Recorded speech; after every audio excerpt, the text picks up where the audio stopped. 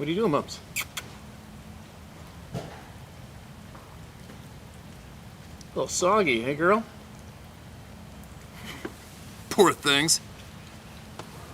Finally stopped raining this morning for a little bit. I was gonna buy some water wings for the horses if this kept up. Maybe build a new ark. Man, that was one go of rain. But anyway, let's see who we can offend today. Just kidding. Kind of funny. You know, when you say whatever topic is, like the other day about the flat earth thing, so many people will email me and preach to me. If you don't accept the fact the earth's flat, blah, blah, like I said earlier. And obviously there's going to be a bunch of blowback from the emotionally challenged people, but you know what? It doesn't matter what the topic is. Like this topic that we seem to be focused on mostly on this channel, always say to everyone, take from it what you will or leave it. It's too easy. And that goes the same with the people who preach flat earth or preach that a man who fathered children is actually a woman. Whatever, I don't give a shit. I've taken from it what I will or I'll leave it. Big deal. I got a flood of emails from emotionally bent flat earth people who just can't accept the fact that I actually have a choice to either take from it what I will or leave it when it comes to that topic too. All right, you guys? That's what I'm getting at, is people that preach. And if you do not jump on their team, then they're gonna tell you that you're going nowhere unless you accept this fact. Whereas on this channel, it doesn't matter what the topic is, you take from it what you will or you leave it. You come here with a wide open door, or you leave. It's up to you.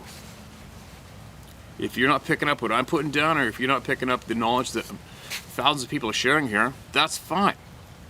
Who cares?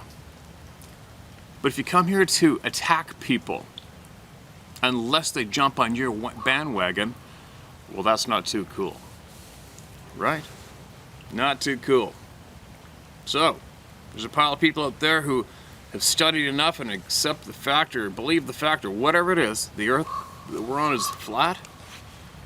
It's awesome. Why do I choose to leave it? It's because I don't know anybody who's lost their passion for life because the earth is flat or not. I don't know anyone who's suffering from PTSD right now and can't take their children anywhere where there's forest because the earth's flat. That's why. That's the big difference. I don't know anybody who's absolutely emotionally annihilated and can't go anywhere where there's a bush because the earth's flat. But I do know of tens of thousands of people who are passionate about the same things I am, who have had the outdoors absolutely annihilated for them, and they're so overprotective of their children now, they're probably being the most annoying parents on the planet because of what they saw running around in the forest. The same thing that I saw. So, what can I do for those people? Exactly what I'm doing here today.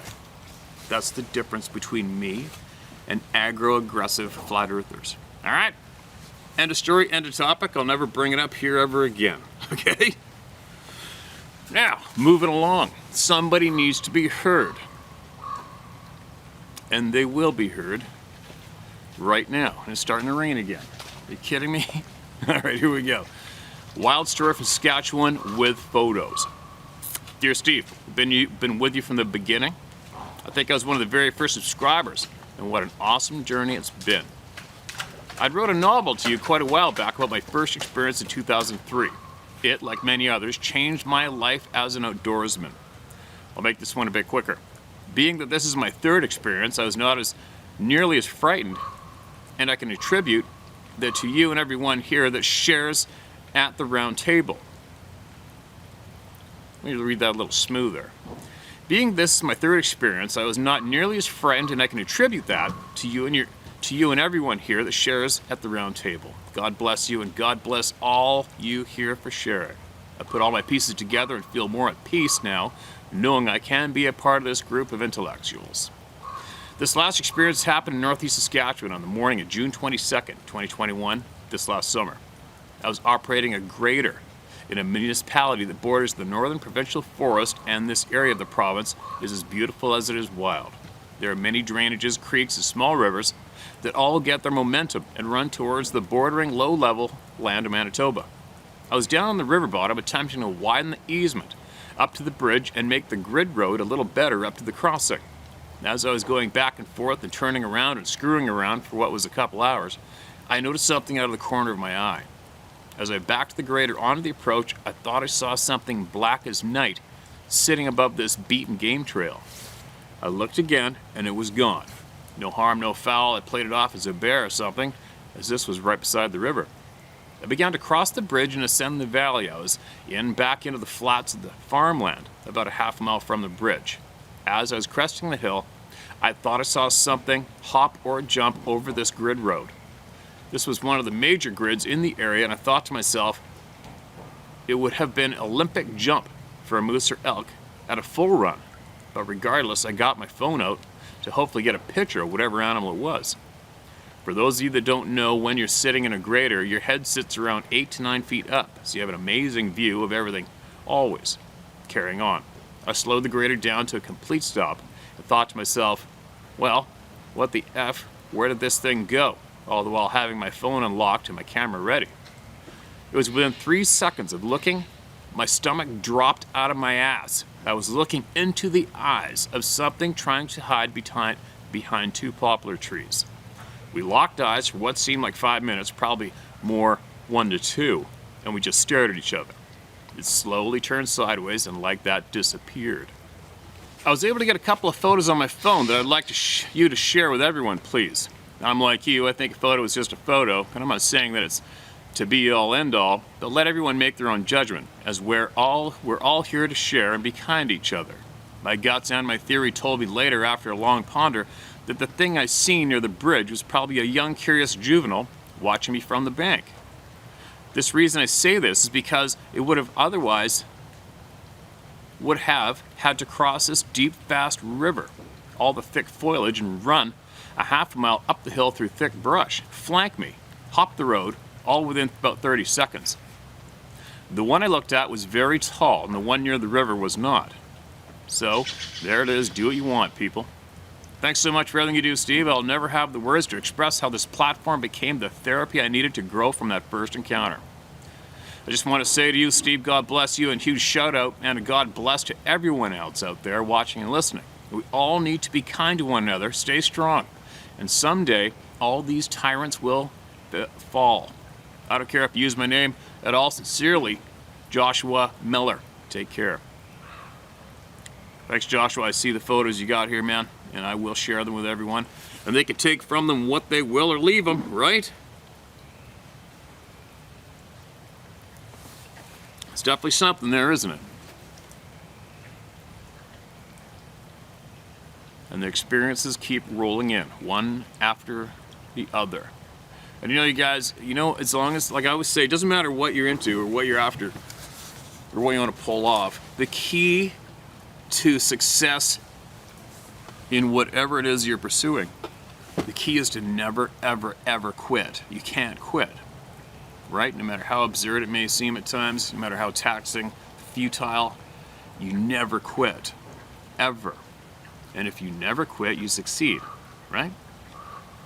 And what I'm doing here, I'm not going to quit here. And I know we've already proven the fact, as long as we keep going, as long as we keep maintaining and keep going, eventually the correct piece of knowledge is going to come our way.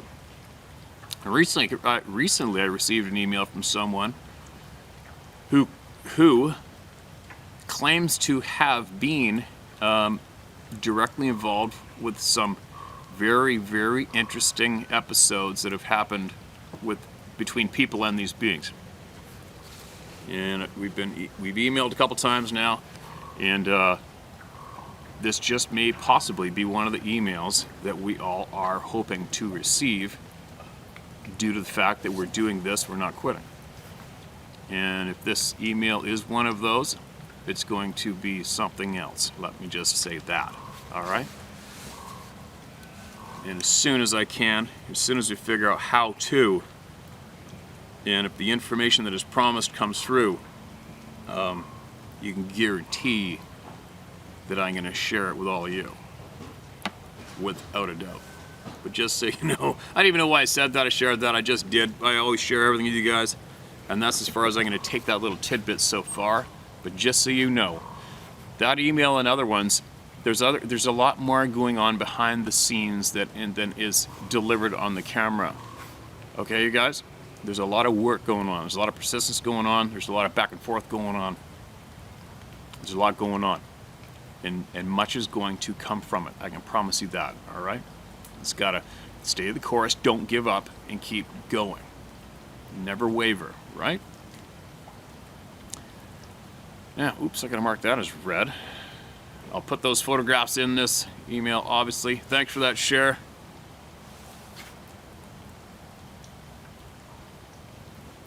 Thanks for that share, Joshua. And keep us posted, man, on anything else you discover, any knowledge you come across that you think everybody can benefit from here, all right, man? All right, here's another one. Mark this as red. The event that started it all in 1971 with photos. All right, man. Doug Messer from Flatwoods, Kentucky. Hey, Steve, thanks again, man, for your platform. I know that you want to keep this platform for Saturday or Sasquatch interaction, but what happened to my family in 71 will always be hard for others to grasp. I usually send you local Saturday stories around Flatwoods, Kentucky area that I have collected and gathered personally, but watching your videos for the last couple of days and listening to the reply to the underwear on backwards story and the other story about all being connected, I have to share this one. All right, let it rip. I grew up on a 100-acre farm in Greenup County where my family grew what we needed to survive. Yes, we lived off the land. In summer 71, there was a very bad electrical storm knocking out the electricity for some time. I went to bed during the storm as a kid of 5 years old and remember waking up to a whirling, whistling, humming sound that drew me to the window. I remember it very well because at that age I was tall enough to look out the window and rest my chin on the windowsill. It was raining outside and very dark, but would have large flashes of lightning that lit up the night for about 3 to 5 seconds at a time. During both the blackest of night and the daylight brightness of the lightning flashes, the object sitting 30 yards away from our house was very clear. When it was black outside, I could see a line of lights that flowed like a prism, changing from blue to green to red to yellow to different colors. Not like each light would turn on and then change to the light next to it, but more of a flow of energy that would best be described as almost like a liquid swirl of color, or like an oil lamp of different color fluids inside. I also noticed a dull light being lit from the inside of this thing that illuminated a dome bubble on top. This was what we could see when it was dark and no lightning flash. When the lightning would light up the sky, we could see a large silver-colored disc that appeared to set on 3 landing gear. It was as a bug as our house and was the classic saucer shape with the dome on top. When the lightning would flash, you could not see the changing colored energy lights on the outside edge of the disc's largest circumference, the outer edge of the disc. Now, when I say we, I'm referring to my mother and father, who was also looking out the window at this thing. I can remember it clearly, as if I was still looking at it. But then I remembered nothing more that night. What I do remember is being visited on the farm by a black 4-door car with black windows sometime after that. Not sure if it was the next day or a couple days after. Like I said, we lived on 100 acres and our driveway was about a quarter-mile long, gravel road off the blacktop, 2-lane in the country. I remember me and my parents and both grandparents being outside and saw this big black car turn off the blacktop and head toward the houses. I remember my dad turning to me and telling me, "Go to the barn and play and do not come back until we come get you. Now run." What did he know? Not sure. But being a country kid, I did what any other kid would do. I ran toward the barn, but stopped at the garage and hid so I could see what was going to happen. Yes, non-compliant with authority at that age also. I witnessed 2 very tall men in black suits with white shirts, black thin ties, and sunglasses and black hats, fashionable at the time in the early 70s. They parked and got out and walked up to my family, never taking their glasses off or their hats. They spoke to my family for about 10 minutes or so and then walked back to the car. All this time I was watching through a crack in the wood beside the slats of wood siding on the garage. A shed with a roof was the actual building. I noticed the passenger, when he went back to the car, stop and look around like he was looking for something else. I was sure he knew I was there watching. After they left and drove down the quarter-mile gravel road to the blacktop, my family stood in the yard and watched them drive off. Once they reached the blacktop and drove away, only then did they turn to look for me. Of course, I was not that far away. My dad said that they were the FBI investigating cattle mutilations that were happening at this time to farms around us. They were matter-of-fact about things and asked my grandfather about livestock on the farm. We had 2 cows I can remember die and found in the field by the pond. I remember them on the ground and pieces cut off and no eyes, but also remember my dad talking about not seeing any tracks or blood on the ground. Yes, the 70s were strange in many ways. When I was 30, I asked my parents about why we never discussed that night on the farm and what we witnessed. They both replied, "I don't know why we never talked about it. I remember it, but not sure why we never talked about it." We ended up talking about what we remembered. And we all had the same memory, but nothing after looking at it through the window. Steve, I'm attaching 2 pics. The first is the picture of me in front of our tiny little home on the farm. You can see the field beside the house where it landed. The second picture is a Google Earth pic of the property 50 years later. I drew where the house sat on the property in '71, and what you will see is a circle on the ground about 30 yards away from where the house used to be. You can see where the grass is different, and a perfect circle is still noticeable after 50 years. I do remember at around 10 years old, while we went back and visited my grandparents on the farm, that there were family friends over and the adults were outside sitting on the porch that faced up the ridge. I remember them all running into the house and my dad and grandpa grabbing all the guns off the gun rack and handing them to the men that were there. I remember him saying that he counted about 30 of them walking out of the tree line down the hill toward the house. I can tell you that if there was 30 head of deer, 30 bears, or 30 turkey, with the firepower that went out the door that night, we would have plenty of food that night. But no shots were fired and they stayed there a while. I can only imagine what these things were that walked down the hill toward the house that evening around dusk. My dad or family never spoke about it. My dad refused to tell me what they were. I have a pretty good feeling now what they were. Sorry for the long story, but I agree with the people sharing stories about some kind of connection. I have no memory of being abducted or anything like that. I just find it strange sometimes that crazy, unthinkable things happen to me and my family. Feel free to share. Doug Messer, Flatwoods, Kentucky. Doug shared. Got it, man. And that is some. I gotta save this into my phone so I can make sure I can grab these photos to share with everybody as requested. I can see the circle right here from here. And I don't envy that experience at all. And I don't know what I would do personally if I had guys show up on my property. The typical classic, the black cars, the tinted windows, and the sunglasses, etc., etc. I think from what I know right now and what I've seen and heard from everybody, and if I lived rural like I do now and I had something like that go down, I think I would probably make a couple phone calls to friends around the neighborhood and we'd keep those guys here and question them. If you know what I mean. I think I would keep them if I could.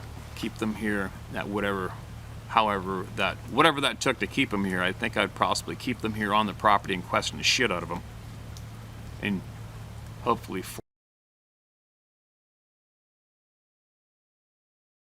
Alright, what else we got here? Titled, The Forest Ranger's Son.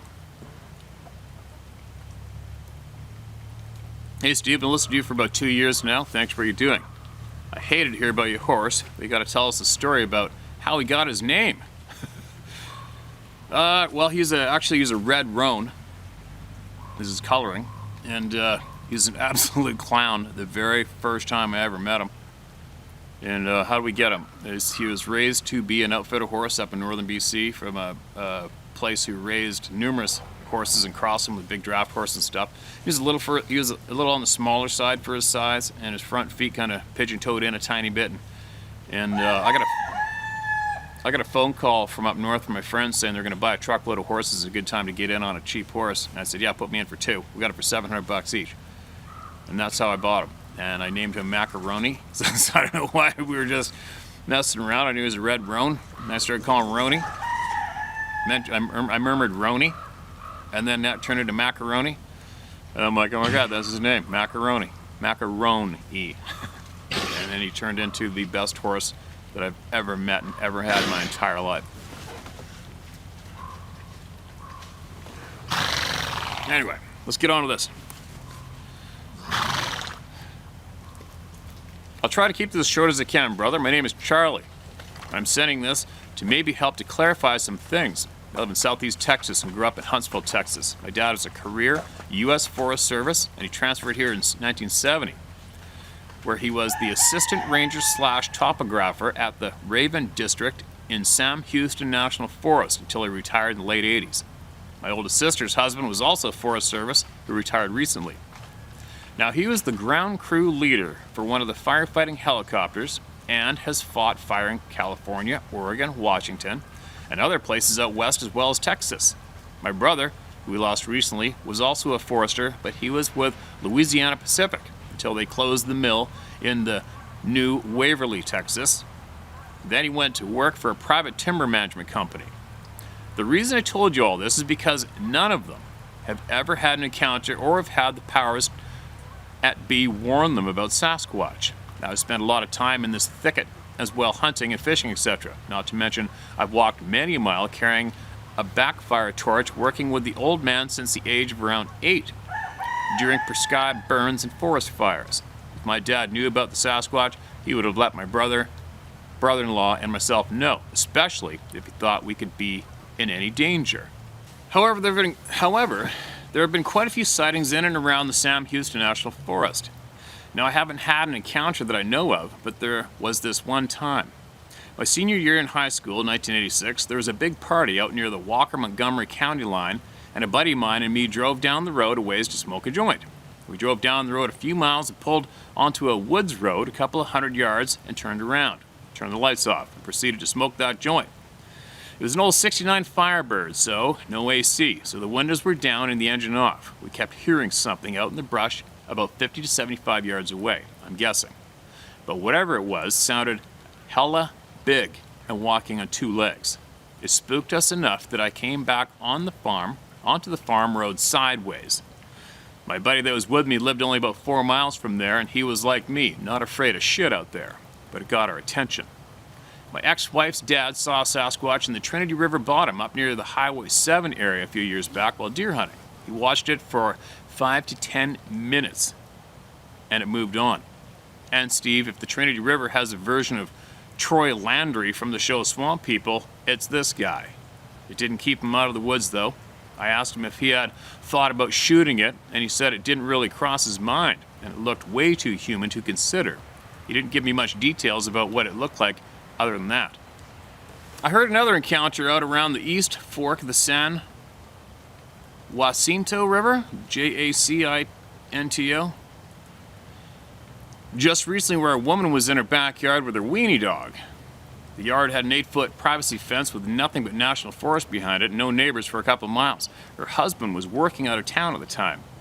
Well, she was in the backyard with the little dog, and it started raising hell at the fence. So she let it out, figuring it was after a swamp rabbit or something. A minute or so later, the little dog came flying over the fence, ripped in half. She got a constable out to look around, as well as a friend of mine who told me the story. He was walking the perimeter with the officer, and the cop said, "Yeah, you have a problem," half under his breath. My friend asked me if he got many reports, and the constable told him that they had gotten around 10 just in the past couple of weeks prior to then. I haven't seen anything yet, but I know they are there. And like you, I would like to know why we're being misled. I'm sure it has something to do with their capabilities like telepathy, etc. If I hear of any new things happening, I'll let you know. I hope you can make heads or tails of this. My ADHD and my typing emails this long on a cell phone doesn't work very well. Keep up the good work, brother. There are a bunch of good old boys like me that have your back. I don't care if you use my name. Fuck them and feed them fish heads. Right on, Charlie. Charlie Jackson. Thanks for that email and that share, man. And just, you know, in the first part of that email where you stated all the forestry workers and their histories and their careers and never seeing anything. That's more common than not, right? I mean, I have numerous friends of mine that I hold close and I respect, huge respect for them. And they're all very A-type, very capable, lifelong hunters, lifelong fallers, lifelong loggers, lifelong West Coast Vancouver Island fishing guides. And they don't have any time for this topic because it's just like, they don't give a shit. They never seen anything, never heard anything. And they got no interest. I don't even bring it up with them. But that's just an example for me and you, just like you just displayed. There is shit piles of people who spent their whole life out there where these things are. And they never saw one little iota of them, never heard them, that they know of, that they mention of. And zero, nothing, zero, nada. Is what it is. Maybe one day we'll figure out why that is. Maybe we won't. Probably will find out. It's just the way it is, right? Not everybody's going to be aware of this topic firsthand. It's just not going to happen. It doesn't matter what you do for a living. It doesn't matter if you lived right next to a cedar tree in the middle of everywhere for 10 years straight and didn't see shit, or numerous cedar trees, whatever. I'm just babbling. But obviously, what you do for a living and how long you spend in the woods has nothing to do with whether or not you get to experience these things. There's something else going on. There's some other something that enables certain people to become the members of the Club of No Return. Don't you think? That's what I think. I guess it would take some time. It would take too much time if you started interviewing every single person and maybe got a feel for what they all have in common. Maybe, I don't know. But it's a little bit, it's definitely no shortage of confusion going on, right? All right, what do we got? Marked as red.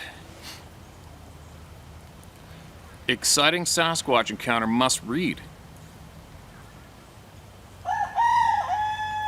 Steve, I had a 2-minute daytime encounter with a Sasquatch in Georgia between South Columbus, Georgia and Lebanon, Georgia, which is well past the military base. Well, I was driving southbound on a rural 2-lane road with one other driver in front of me, and we were both in trucks, and nobody else for at least 50 miles either direction on that stretch of road. And in Georgia, there's only a highway patrol every 50 to 60 miles from each other. Now, this big-ass Sasquatch man was at least 9 to 10 feet tall with light brownish hair and ripped as hell with the biggest and widest shoulders and thighs I've ever seen on anything, bipedal and riding full stride like 40 miles per hour plus, at least through the tall alfalfa grass, which would be up to my chest, and I'm 6'2", and the grass was at least 3.5 feet tall and not ready to be cut and baled yet, and it was up to the Sasquatch's hips. He was running with a purpose, like Jerry Rice going for a deep Hail Mary by Joe Montana. The Sasquatch man was running towards the road at an angle through the field and on perfect angle to collide with me or the other driver. We were doing about 85 miles per hour, and we were about to hit him, or he was going to hit one of us within just a few seconds or so. And we both slammed on our brakes and came to a complete stop as he kept coming until he reached those deep drainage ditches that go down about 6 feet and back up to the road that catch all the rainwater. He's going to get hit by one of our trucks, for damn sure, and if he hit one of us, we would have been dead for sure. No airbags were going to help that situation. And just as the Sasquatch man started to go down into that drainage ditch, myself and the other driver in front of me locked our brakes up to avoid an impact with that giant Sasquatch man. But in an instant, there was a flash, and the Sasquatch man completely vanished into thin air, right in front of me and the other gentleman's eyes. The other driver and I stood there alone in total amazement and in total shock, looking at each other and looking back at the field and the drainage ditch, trying to figure out what the hell just happened. They both went over, inspected the trail that was cut through the grass, and there was no hole. There was nothing. There's no reason for him to disappear except for going somewhere that we've never known or we could go before. We were deep in BFE in the middle of Georgia back in '05 when there was only just a rural country 2-lane road, trying to figure out what the F just happened. And after about 5 minutes or so of inspecting the area, we were both quiet and shared no words because we were both in total mind F and in amazement. We both scratched our heads and got back into our vehicles and headed on south towards the Florida/Georgia line. There was no other cars and no other witnesses, and this is in the middle of rural Georgia in '05. I did return back to the corporate office, and I brought everybody in the conference room, and I told everybody about the new business that we were starting, and then I shared my encounter with everyone around that corporate table. And I didn't care if they thought I was crazy, but nobody said a word or discounted my encounter whatsoever. I have three other encounters in Northern California, which one of them is quite hilarious, but none of them were this flat out in your face visually for that length of time. And also seeing it disappear into some other dimension is a total mind-blowing event that your brain just can't wrap around. That's my story, and it's the truth, and I'll take it to my grave, Steve. I'm sharing my encounter with all the people that know the truth and that they are here and share this planet with us, and nobody needs to tell me or prove anything to me whatsoever. You may use my name. Thank you, Steve, for stepping up and putting all this out there. Since then, I've lived in Washington State, now not too far from you. You're definitely an awesome, cool cat. Chad Boomer. Chad, and you're an awesome, cool cat for being brave enough to share all that here publicly with all the people in your name, man. We're all the same, we're all equal, all right? We're all here. We all know what we're talking about, and we all have had it up to the nuts with the bullshit. And it's time to give people back their respect, their confidence, and reassure them they're not nuts, and figure out the answers for ourselves. No more demanding shit. There's nobody to demand anything from. We figure it out for ourselves. We figure it out for ourselves. We figure out the bullshit, and then we eliminate the source who keeps creating the bullshit and inflicting it on all of us. We eliminate it, right? Anyway. So that's it for this morning so far. Got some stuff to do, got some fencing to do, got lots to do. The sun's coming out. It's blinding if you're not seeing it for frickin' ever. Talk to you guys in a bit.